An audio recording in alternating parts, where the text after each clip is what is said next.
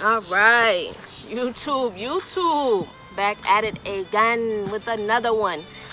This time I got a special guest. Light is here, my friend. Akiim, what's going on? This is Akiim. He definitely came here today. He is a poet, an artist, a light. So I wanted to come and basically share light with y'all in regards to his artistry and some of his work. So definitely stay tuned. It's something y'all gonna enjoy. So yeah, Akiim, tell us about yourself, where you from, how you got started, all that good stuff. I'm born Jamaican, born and raised in Jamaica actually. That's, for the most part, that's my my upbringing. My principles stem from my mother and father. That's how they raised me. The principles: don't lie, don't cheat, don't steal, things like that. So to this day, I'm just a more evolved version of those principles. And I know even though in the time we live in, it's kind of harder to actually be those things. Right. I was taught to do the hard thing. So yeah. Right. Because ain't nothing worth it unless you put some effort into it. If it come easy, it probably ain't even gonna be nothing for you beneficial in any aspect. So I can definitely understand that. So as far as your art, poetry, when did you start? That's a tough answer. Officially was like January 11, 2005, when I knew I wanted to write strictly poetry. Before that, I thought it was for girls.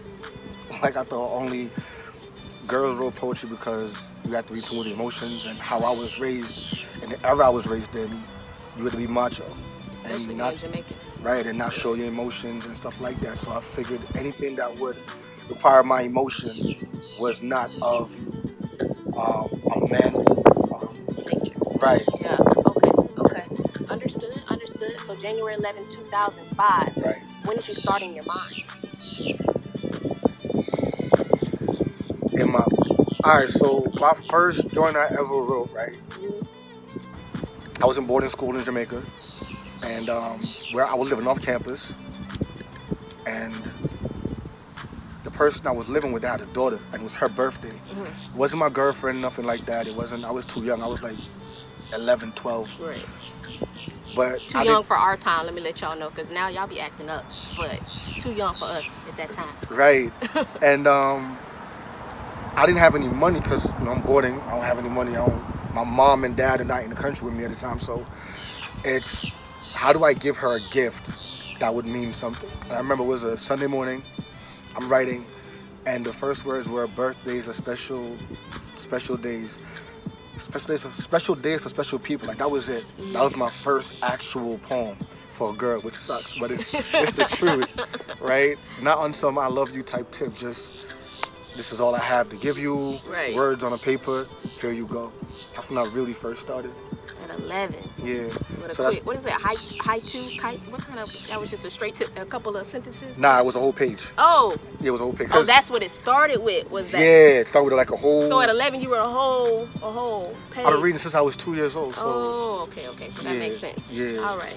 Yeah. Right. A lot of my joints are like long-winded. Okay. That makes sense.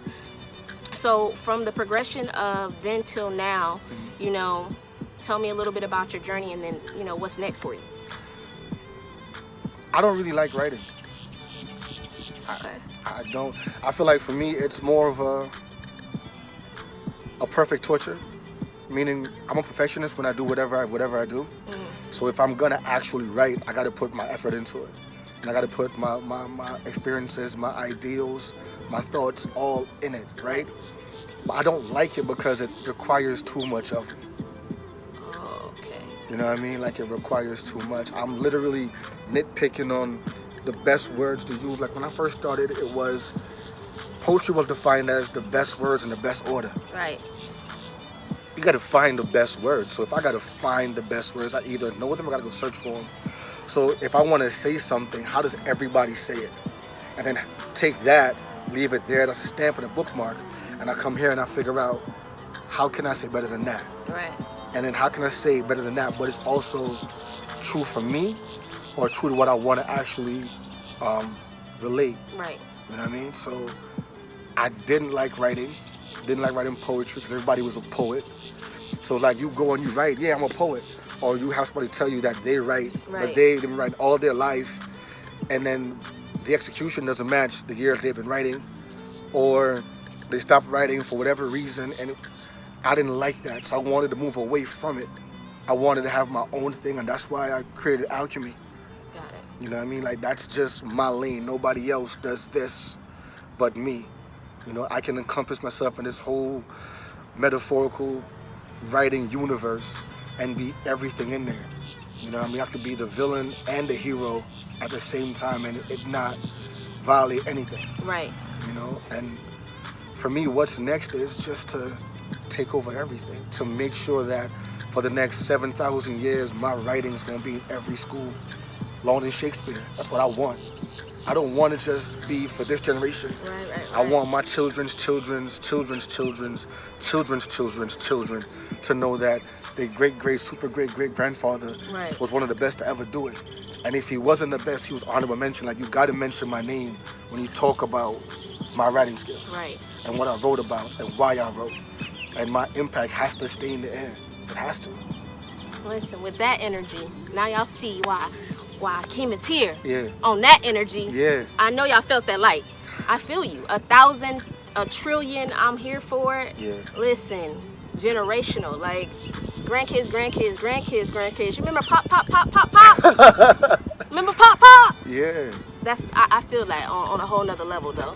And just you mentioning alchemy, we didn't really discuss on that, and how'd you come up with that, and give us a little bit of feedback on basically what that means to you.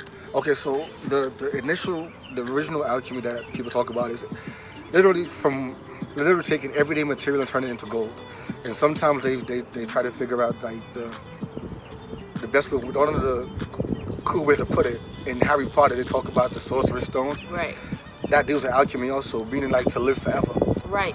I want to live forever, but I want to live forever through my art, through the heart of my art. There we go, right?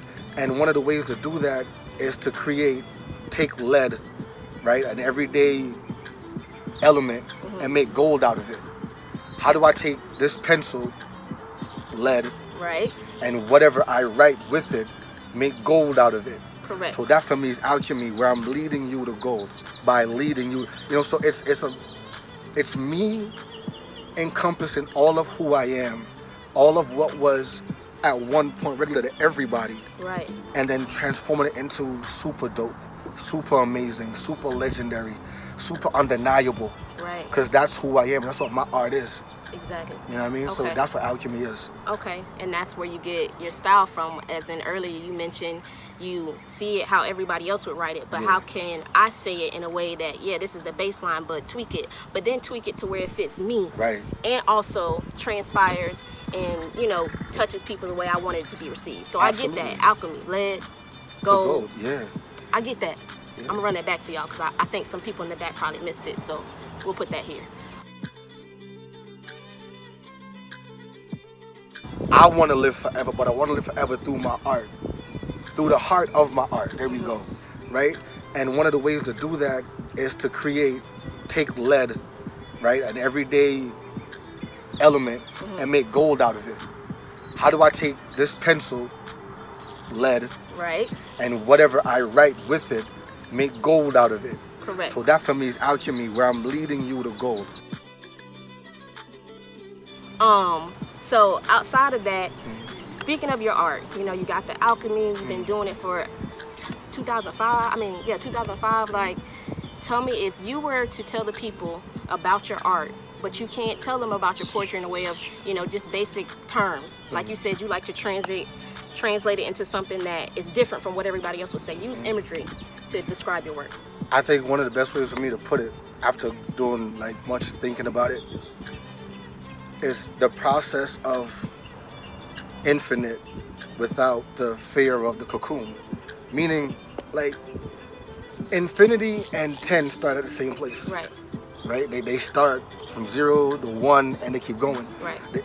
The difference is we can see an end to like the number 10. Right. Right? But we can't see an end to infinity. We okay with 10, but when the issue with infinity is we don't know where it stops because it doesn't.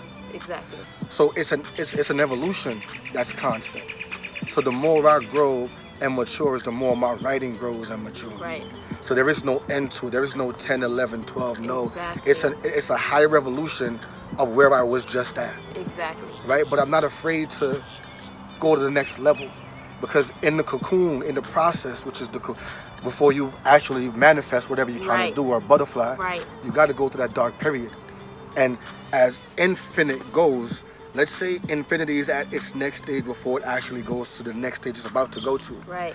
If as a person you don't know what that next level is, you got to actually go through the process Right. and glory in that process to get there. Exactly. And because that's what you have to do to get there, I'm willing to go there. I'm willing to put my mind on the line to go there, my heart on the line. I'm willing to hurt for it, to feel pain for it, to love for it, to be all that I need to be, just so I can experience that, because I need to get to the next level. I am the next level. And if I am the next level, that means there's always going to be a next level. Exactly. Yeah, so that's what I would do. Just ever evolving progress and infinite progress. So even after I go, my writing is gonna continue to evolve through the times. Like my words will travel through time. I pen pilgrims. Right. Yeah. All right. See, did y'all catch that? My man used a cocoon to describe his evolution, because you're a caterpillar, you gotta move slow, you gotta progress, and it's a slow and steady pace. And then you're gonna go through the darkness. But when you a light, like this man is a light, you don't see darkness as darkness. It's basically sheltering you so that you can harness all that energy, harness all that light. And then when you come out as a butterfly, baby, do you know how beautiful, how dope, how everybody sees a butterfly? And I don't know, maybe some people don't like butterflies. I don't know about y'all. But when I see a butterfly, I be like, oh, that is such a beautiful, you have, it's undeniable not to look at a butterfly and say, that's beautiful. It's undeniable to look at your work years, right now in this moment, and I say, oh, that's so beautiful. Like, that's so dope. That's the game. So I feel you on that, 1000%. I think for the brightest lights out there, that just got to be said, like, for the brightest lights out there, one of the reasons why you get scared sometimes is literally because the height and width and breadth of your light is so bright, but because you're in front of it, you don't see the magnitude of it. So when you're traveling, all you're seeing is the darkness. You're not seeing the light that you're emanating for others around you, and you're inspiring those individuals. You know what I'm saying? And what you got to be able to do is just know that if you keep going, that light gets bigger. And then when you finally see it, no one will miss it because you ain't missing it. Right. You know, that's why sometimes people see things in you that you don't see in yourself. It's because your energy, your atmosphere, who you are, and all of what you encompass is visible to everybody. But because you're in it, it's hard to see outside of it because you're already in it. Exactly. And if you would like, you know what he's saying. You understand what he's saying. I ain't even gonna break it down, because in my mind I always try to break it down and make it simpler. But vibrate up here with us right now. That's a message. Spicy. That's a message. That's golden. That's golden. So, I mean, y'all gonna see more of Akiim. We're gonna have him back. We're gonna show an evolution, because he's gonna keep evolving. You get what I'm saying? But I definitely just wanted to bring this light on, y'all, and I just wanted to share it with y'all. And you know how we came together and made a whole vibe. I know y'all was vibing, because we a vibe. Y'all lights, let's be lights. It's also Synergy Saturdays. Go check out my Instagram so y'all can get on that. Spread some light with your people, man. For real, for real. Akiim, what you got to say? Where can they find you? Give them some information about your art and everything. Legendary Akiim on Instagram. Legendary Akiim on Twitter. Legendary Akiim, AKIIM, 2 eyes, of course, always. As you can see, extra eyes in there. And website's coming soon. It's going to be www.alchemy.com. Of course, we're going to curate mad gold on there, so come check us out. Well, gang, love and light. I'm sending y'all massive wavelengths of it. Stay tuned. I got some more content for you guys, and I appreciate y'all vibing with us. It's always a vibe. I call this The Wailing from HBMARU. That's my upcoming book. Don't you see me struggling? Won't you help, please? Because if these tears had a chance, they'd be betrayal, versed as Shakespearean soliloquies, laced with the prolific complexities of Aristotelian speech. Do you feel these tears as they masquerade as the facade of peace, posing to be meat but reap with the seat as they butcher without grief, celebrate the mass murder behind the births of a national feast, Thanksgiving, What I mean is, if these tears could be, they double as double agents. Terry, Benedict Arnolds, heavily cascading a crumbling pretense. Hypocrisy peaks, then leaks before bursting through a smiling pretense.